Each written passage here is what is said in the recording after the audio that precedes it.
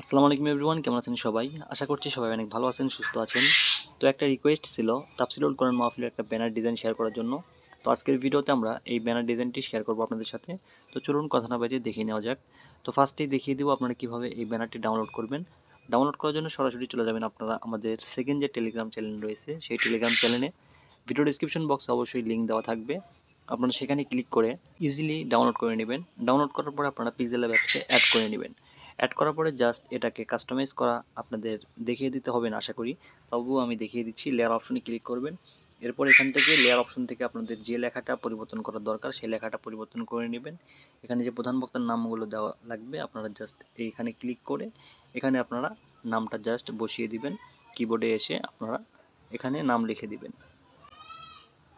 মাহমুদ আলম। আমি জাস্ট আপনাদেরকে একটা দেখানোর জন্য লিখে দিলাম।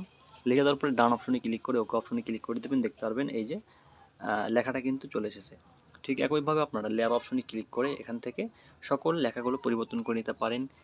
স্থান, তারিখ, আপনারা সকল A to Z যে লেখাগুলো আছে সকল লেখাগুলো আপনারা কিন্তু পরিবর্তন করে নিতে পারেন। যেহেতু এটা ব্যানার, এই কারণে আমি ফোনটা রোটেট করে আপনাদেরকে স্ক্রিন রেকর্ড ভিডিও করে দেখাচ্ছি।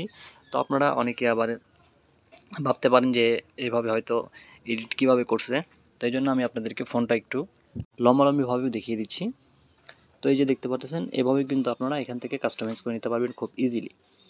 তো খুব সহজে কিন্তু আপনারা এটাকে কাস্টমাইজ করে নিতে পারেন। তো ভিডিওটা বেশি লং করব না, আপনারা যারা আমাদের থেকে ডিজাইন করাতে চান অবশ্যই আমাদের হোয়াটসঅ্যাপে যোগাযোগ করতে পারেন। আর পরবর্তী ভিডিওতে আপনারা কোন ধরনের ডিজাইন বা কোন ধরনের টিউটোরিয়াল দেখতে চান অবশ্যই কিন্তু কমেন্ট করে জানাতে ভুলবেন না। তো সবাই ভালো থাকবেন, সুস্থ থাকবেন। আজকে ভিডিও এখানে শেষ করতেছি। সবাইকে আল্লাহ হাফেজ।